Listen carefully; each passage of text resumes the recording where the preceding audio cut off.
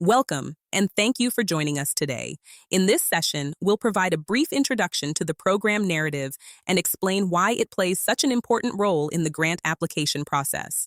We'll walk through what a program narrative is, what it should include, and how it helps reviewers understand your project and its impact. Whether you're new to grant writing or looking for a refresher, this overview will help set the foundation. Let's get started. Let's take a moment to talk about the program narrative and why it's so important. The program narrative is a key part of the grant application and includes several components that reviewers use during both the review and approval process. It helps ensure that all aspects of the proposed project, from the program description to performance measures, are clearly explained and aligned with ICJ's expectations. Think of the program narrative as a structured way to tell the full story of your project. It explains the problem you are addressing, the goals you hope to achieve, how the program will be implemented, who will be involved, and what outcomes you expect to see. When done well, a program narrative strengthens your application by clearly communicating your vision and showing reviewers how your program will create meaningful impact. The program narrative is where you explain your program in a clear, organized, and logical way. It begins by describing the program's purpose, the population you plan to serve, and the services you will provide, helping reviewers quickly understand what the program is designed to do and who it will benefit. The narrative then moves into the statement of the problem, where you describe the community you serve, the needs or challenges being addressed, and how your organization fits within the broader service landscape. This is where you explain why the program is needed and why your organization is well positioned to address the issue. Be sure to highlight the role you play, the experience you bring, and why your organization is well positioned to address this problem. You should also include data or evidence to support the need for the program, along with a clear plan for how the program will be implemented. When describing staffing, focus on roles and responsibilities rather than individual names. Finally, identify key milestones and explain how success will be measured throughout the grant period. Together, these elements show that the program is well planned, realistic, and ready to move forward. The program summary section is where you clearly describe the heart of your program. Take time to explain your program's purpose, the community you plan to serve, and the population you're targeting, including relevant details such as age ranges or specific needs. Being clear and specific in this section helps reviewers quickly understand your program and its intended impact. Let's take a deeper dive because the program summary is the foundation of your grant narrative. This is often the first section reviewers read, so it's your opportunity to clearly and simply explain your program. As you write your summary, focus on making it easy for someone unfamiliar with your organization to understand what your program is, who it serves, and how it operates. A strong program summary should answer 3 basic questions. What are you doing? Who are you serving? And how will you deliver those services? When these questions are clearly addressed, reviewers can quickly understand your program's purpose and how it fits within the goals of the grant. Now, let's walk through the key elements to include in your program summary. Start with your program purpose. Ask yourself, what is the main goal of this program? This should be a clear statement of what you are trying to accomplish. Next, describe your target community. Let reviewers know where the program will be implemented and the community or communities it is designed to serve. Then, identify the population demographics. Be specific about who you are serving, including details such as age ranges, backgrounds, or any particular needs or characteristics that are relevant to the program. Finally, explain the specific services. Clearly describe what activities or services you will provide and how those services will be delivered to participants. As you write, remember to be clear and specific.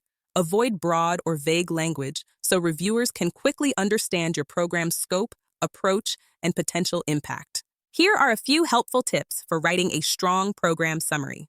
First, be concrete. Don't be vague. Clearly explain what your program does and how it works. Second, avoid jargon or overly technical language.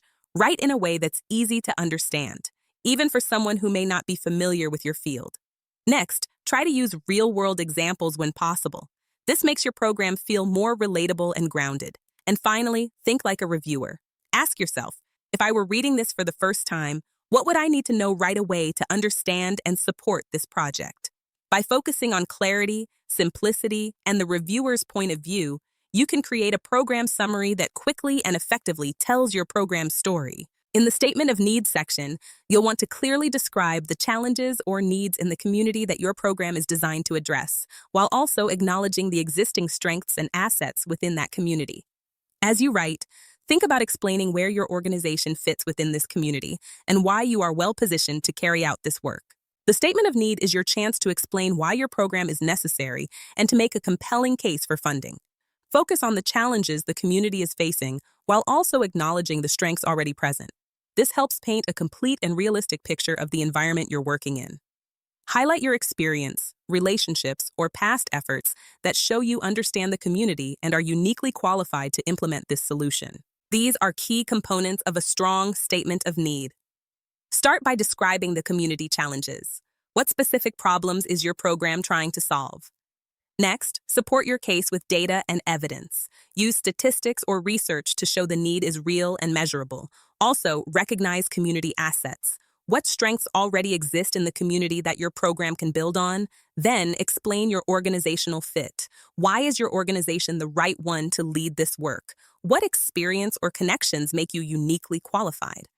If it applies, include cultural or historical context to show deeper relevance and understanding. Remember, including both data and community context creates a well-rounded narrative. You're not just stating the problem. You're showing that you understand the community and are part of its ecosystem.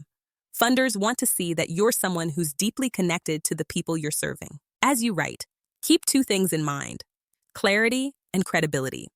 Try to avoid vague or general statements and be as specific as possible about what you're describing. Whenever you can, support your statements with real data or concrete examples. Don't just describe the problem. Back it up with numbers or research to show how significant it is. Doing so helps reviewers better understand the need and builds confidence in your program and your organization. Next, balance challenges with assets. While it's important to explain the issues, you also want to show that your program is grounded in the strengths of the community. Then, clearly explain how your organization connects to the community. Funders want to know you're not just aware of the challenges, but that you're a trusted, engaged partner. And finally, avoid generalizations or assumptions. Instead, focus on facts and real experience. Show that your insights are based on direct knowledge, not guesses. The implementation schedule section is important because it shows the funder how and when the program activities will take place.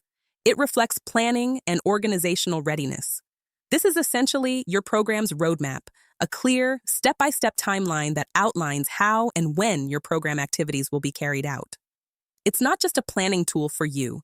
It's a signal to funders that your organization is ready and able to manage the project from beginning to end.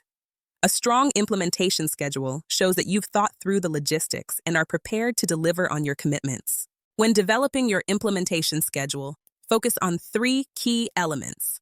First, clearly outline the tasks that need to be completed. Next, identify staff roles by position rather than by personal names, so responsibilities are clear and flexible. Finally, set realistic deadlines that reflect the scope of the work. This section is your opportunity to show reviewers that the program is well organized and that there is clear accountability for how the work will be carried out. Here are a few tips to help develop a strong and believable implementation schedule. First, be as detailed as possible. Avoid vague tasks like plan program. Break things down into clear, specific steps. Next, make sure each task is tied to a staff position listed in your staffing and budget sections. It shows funders you've thought through the logistics. Also, use a chronological structure. Start with planning, then move to hiring, training, and service delivery. This helps reviewers follow the flow of your project. And finally, highlight key milestones and deliverables. These are the major checkpoints that demonstrate progress and help keep the program on track. The staffing plan thoroughly describes each position involved, clearly connecting roles to program activities and budget allocations. It tells the funder who will do the work and ensures that each role supports the program's implementation. Funders want to know who's accountable. The plan should show that you have the right team in place to make the program successful. These are key elements of a complete staffing plan. It's important to align staff roles with the budget and program goals. Start by listing all staff positions involved in the program. No names, just titles. Then clearly define the roles and responsibilities of each position. Reviewers should be able to see who is doing what and how each role supports the program's goals. Next, make sure there's a clear connection to the budget. Every role you list here should match up with what you've included in the personnel section of your budget. And finally, identify your grant compliance contact. This is the person responsible for ensuring reports are submitted on time and the program stays in compliance with ICEJA requirements. Funders want to know who is accountable.